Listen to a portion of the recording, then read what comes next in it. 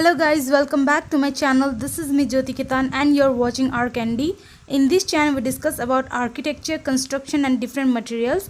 Today we are going to discuss about the Forbidden City. So without further delay, let's get started with today's video.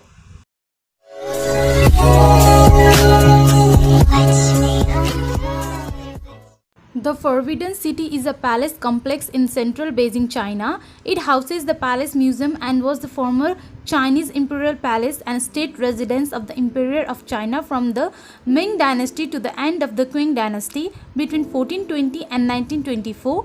The Forbidden City served as the home of Chinese emperors and their households and was the ceremonial and political center of the Chinese government for almost 500 years. Constructed from 1406 to 1420, the complex consists of 980 buildings and covers 72 hectares. The palace exemplifies traditional Chinese palatial architecture and has influenced cultural and architectural developments in East Asia and elsewhere. The Forbidden City was declared a World Heritage Site in 1987 and is listed by UNESCO as the largest collection of preserved ancient wooden structures of the world. Architecture. The Forbidden City is a rectangle measuring 961 meters from north to south and 753 meters from east to west. It consists of 980 surviving buildings with 8,886 bays of room. A common myth states that there are 9,999 rooms including antechambers based on oral tradition, and it is not supported by survey evidence. The Forbidden City was designed to be the center of the ancient walled city of Beijing. It is enclosed in a larger walled area called the Imperial City. The Imperial City is in turn enclosed by the inner city. Its south lies to the outer city. The Forbidden City remains important in the civic scheme of Beijing. The central north-south axis remains the central axis of Beijing. The axis extends to the south through Tiananmen Gate to Tiananmen Square, the ceremonial center of the People's Republic of China, and on to Yongdingmen. To the north, it extends through Jingshan Hill to the Bell and Drum Towers. The axis is not exactly aligned north-south, but is tilted by slightly more than 2 degrees. Researchers now believe that the axis was designed in the Yuan dynasty to be aligned with Zhengzhou, the other capital of the empire. The Forbidden City is surrounded by a 7.9 meters high city wall and a 6 meter deep by 52 meters wide moat. The walls are 8.62 meters wide at the base, tapering at the 6.66 meters at the top. These walls serve as the both defensive walls and retaining walls for the palace.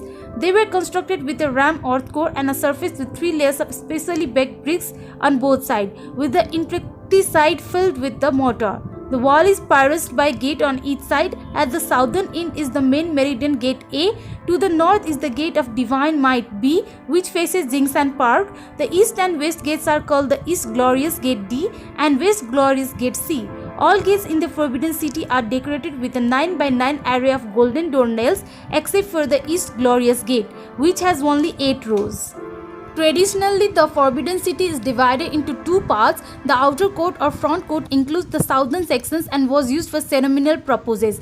The inner court or back palace includes the northern sections and was the residence of the emperor and his family and was used for day-to-day affairs of state. Generally, the Forbidden City has 3 vertical axes. The most important buildings are situated on the central north-south axis.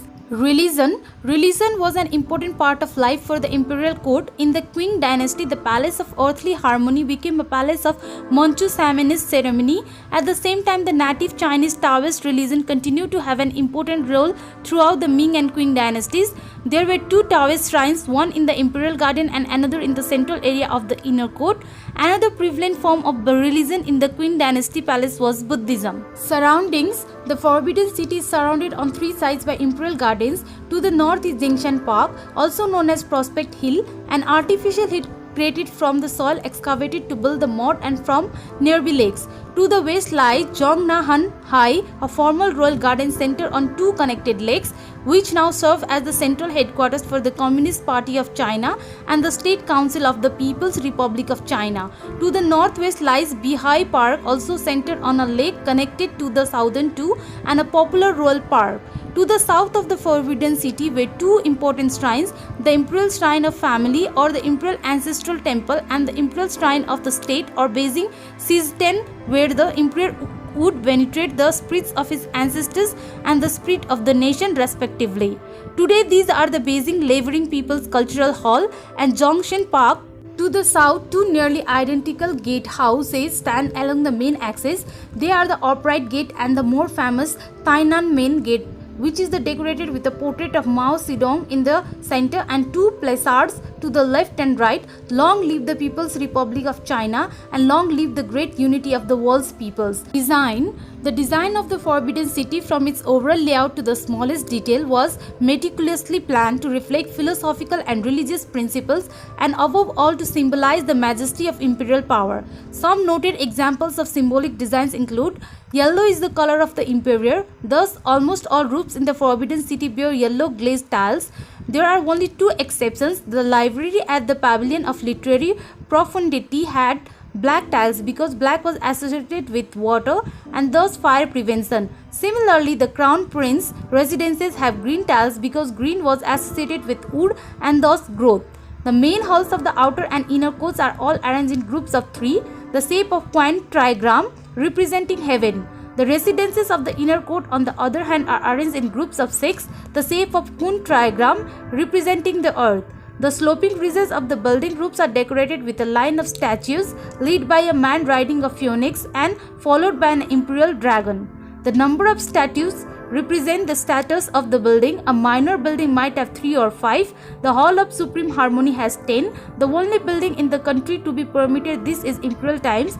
As a result, its 10th statute called Hangxi or rank 10th is also unique in the Forbidden City. The layout of the buildings follow ancient customs laid down in the Classic of Rites. Thus, ancestral temples are in front of the palace, storage areas are placed in the front part of the palace complex and residences in the back. Guys, this much for today's video. I'll see you in the next video. Until next time, stay tuned to my channel and don't forget to like, share, comment and subscribe to my channel. Please press the bell icon so that you'll be notified whenever I upload a video. Thanks for watching. Bye bye.